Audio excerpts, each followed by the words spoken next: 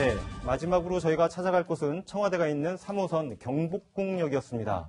방금 전 청와대에선 문재인 정부 집권 첫 여당 의원 전원과의 오찬이 열렸습니다. 과연 어떤 이야기가 오갔을까요? 네, 한 주권의 정치권 소식은 노영희 변호사 새로 모시고 이야기 나눠볼 텐데요. 방금 말씀하신 것처럼 조금 전에 문재인 대통령과 민주당 의원들이 109분간 1시간 반 넘게 오찬을 가졌거든요. 문재인 대통령이 어떤 이야기를 했을까요? 네. 지금 보이는 게 오늘 오찬장인데, 네, 화면은 되게 표정은 좋아 보이는데 문재인 대통령 싱크 준비됐습니까? 네, 문재인 대통령입니다. 우리 당이 위기였을 때 좋은 분들의 영입과 또 온라인 권리당원 입당이 당을 혁신하고 살리는 계기가 되었다고 생각합니다. 특히 국민주권 시대를 맞이하여 국정에도 정당에도 정책에도 국민의 참여가 더욱 중요해졌다고 생각합니다. 국민의 역동적인 참여가... 네, 저 자리가 갑자기 어떻게 마련됐는지 그 배경이 좀 궁금한데요. 노영희 변호사님, 어떻게 보셨습니까? 지금 세종시에서 원래 그 여당에서 워크숍을 했었지 않습니까? 끝나고 난 다음에 그동안에 이제 앞으로 그 다음 달부터 이제 정기국회가 시작되니까 정기국회 시작되기 전에 아무래도 여당 의원들을 모두 초청을 해서 그 앞으로 이제 입법과 관련된 현안들을 조금 잘 좀 처리해달라라고 하는 의미로 아마도 대통령께서 모든 의원들을 초청한 것 같고요. 그래서 그 신경민 의원이나 김영건 의원 두 분을 빼고 나머지 전부 다 참석하셔서 사실은 되게 좋은 그 분위기였다라고 얘기 들었습니다만은 북한에서 이제 미사일 발사가 사실은 있었기 때문에 아무래도 이제 그런 와중에 여러 가지 축제 분위기나 이런 식으로 진행될 수는 없었던 것으로 지금 보이고요. 지금 그 대통령께서 계속해서 주장하고 얘기하고 계신 것은 이제 그동안에는 대통령과 정부가 나서서 주도적으로 일을 처리할 수 있는 부분들이 많았으나 이제부터는 그 여당과 야당의 기밀은 협조 없이는 아무것도 제대로 될 수가 없는 부분이기 때문에 그런 쪽에 조금 힘을 실어달라고 하는 의미로 지금 말씀하신 것 같습니다. 네. 그 방금 이제 대통령 말을 들어보면 과거에 100일 이제 기자회견과 그 이후에 이제 국민과의 그런 대화에서도 직접 민주주의를 굉장히 강조하지 않았습니까? 그렇죠. 이제 본인이 당 대표가 됐을 때도 굉장히 영향력을 미쳤던 온라인 당원 이야기도 하고 오늘도 마찬가지로 약간 비슷한 맥락의 발언을 하네요. 결국 이제 국민 주권 시대, 그다음에 이제 직접 민주주의 이게 뭐냐면 결국 이제 어떤 의회보다는 실제 이제 국민들이 직접 참여할 수 있는 길을 열어야 된다. 사실은 문재인 대통령이 어떤 당 대표 시절에 뭔가 당권을 유지하고 또 어떤 후보로 선출된 데는 사실 온라인 당원이라든지 이런 게 상당히 영향을 미쳤지 않습니까? 그게 한 10만 명 정도 되는 어떤 그 있고 또 뒤이어서 특히 이제 우리가 이야기하는 소위 이제 전화부대라든지 이런 것도 보면 문재인 대통령의 적극적 지지자들이 상당히 많은 역할들을 했단 말이죠. 이제 그러다 보니까 결국 당 체질을 좀 바꿔야 된다라고 이제 하는 이야기인데 어떤 면에서 보면 한편으로 이 메시지는 여러 가지 메시지로 들릴 수 있어요. 예를 들어서 지금 있는 어떤 당의 어떤 기존 권력보다는 실제 이제 어떤 문재인 대통령의 지지자들을 좀 더 당에 적극적으로 참여시켜서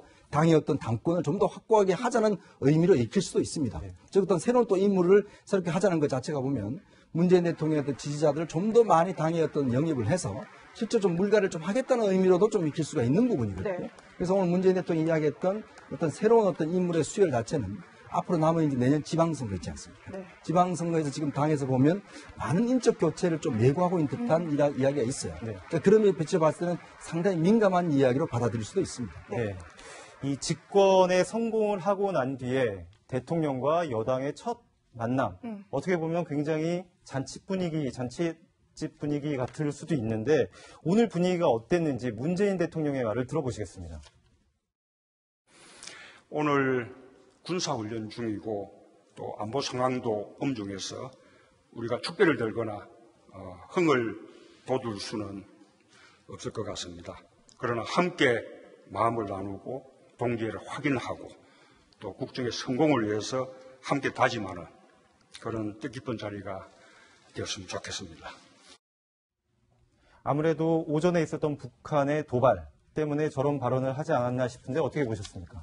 그렇습니다. 아무래도 그런 부분들이 지금 신형 미사일인지 아니면은 이른바 개량형 방사포인지 여러 가지 분석이 나오고 있지만 북한에서 오늘 오전에 이제 미상의 물체를 동해상으로 쏜 그런 일이 있었기 때문에 그 상황에서 처음으로 이제 민주당 의원들과 대통령이 만나서 여러 가지 얘기를 하는 건데 저런 자리가 너무 이제 화기애애한 그런 모습들이 비추면 국민들이 보기에는 지금 안보 상황이 이렇게 엄중한데 지금 아무리 집권 여당과 대통령이 만났다고 해서 저렇게 화기애애한 모습을 연출하는 건 문제 아니냐 이런 비판이 나올 수 있기 때문에 아마 표정이라든지 다루는 내용이라든지 이런 것들을 좀 고려를 좀 한 것 같고요. 오늘 자리는 결국 이제 정권이 출범한 지 100일 지난 부분들을 자축을 하면서 앞으로 다가올 이제 첫 번째 국정감사 정기국회를 이제 대비를 해야 되기 때문에 그런 부분에서 당청 간의 좀 협력을 좀 다짐하는 뭐 그런 자리가 아닌가 뭐 예상이 됩니다. 그동안에 이제 민주당 자체적으로는 1박 2일 워크숍 하면서 의원들끼리는 그걸 다졌고 그러면 또 대통령과 우찬을 하면서 청와대와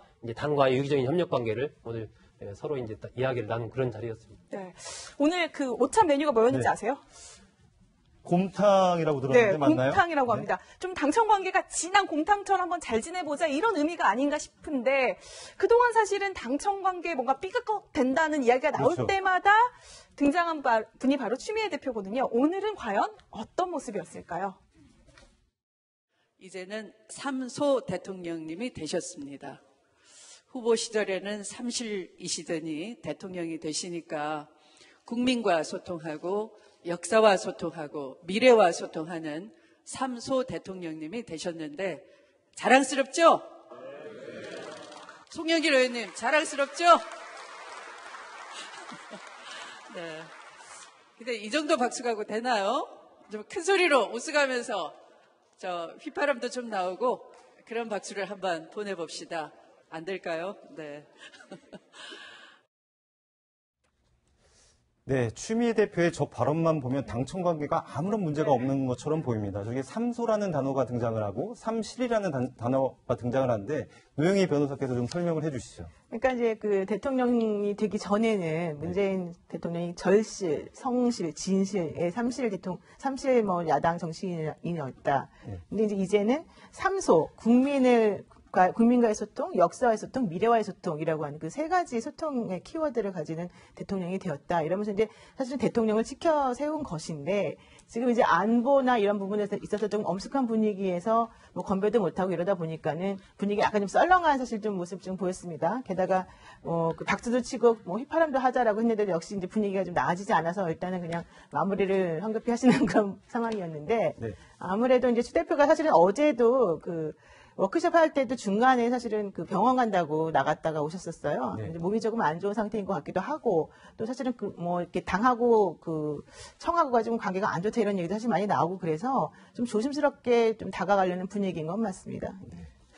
지금 이제 정기국회를 앞두고 이번 자리를 계기로 해서 당청 관계가 잘 원만히 돌아갈지는 좀 지켜봐야 될 것 같습니다.